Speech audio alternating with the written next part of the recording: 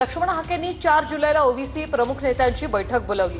4 जुलैला मुंबईत ओबीसी प्रमुखांची बैठक होणार आहे। ओबीसी समाजाकडून 15 जुलैला जरांगेंविरोधात आंदोलनाचा इशारा देण्यात आलाय। यापुढे ओबीसी समाज अजितदादांच्या राष्ट्रवादीला मतदान करणार नाही असं हाकेंनी म्हटलं।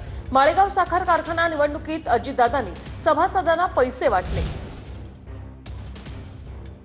ओबीसी समाजाचे नेते लक्ष्मण हाके देखील आक्रमक झालेले आहेत। संपूर्ण समाजाची 4 तारखेला त्यांनी बैठक देखील बोलवल्याचं ते सांगतायत।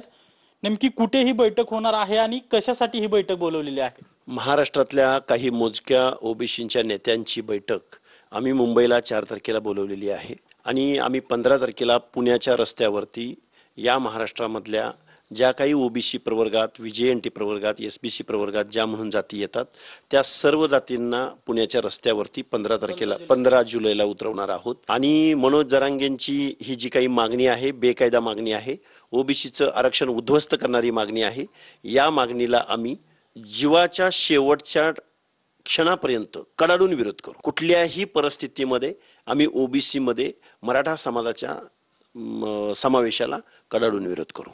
माळेगावच्या सभासदांनी अजित पवारांच्या पॅनलला मतदान करू नका अशा प्रकारचं तुम्ही आवाहन केलं होतं, मात्र अजित पवारांनी त्या ठिकाणी मोठ्या प्रमाणात विजय मिळवलेला आहे। अजितदादा पवारांचा विजय हा 20,000 रुपयापासून ते 50,000 1 लाख रुपयापर्यंत सभासदांचा रेट काढलेला होता। कारण मी त्या भागामध्ये फिरतो, लोकांनी मला सांगितलं कुणाच्या अकाउंटला कसे पैसे आले, कुठून आले, कुणी कसे पैसे दिले, याच्या सगळ्या चर्चा चालू आहेत आता सध्या।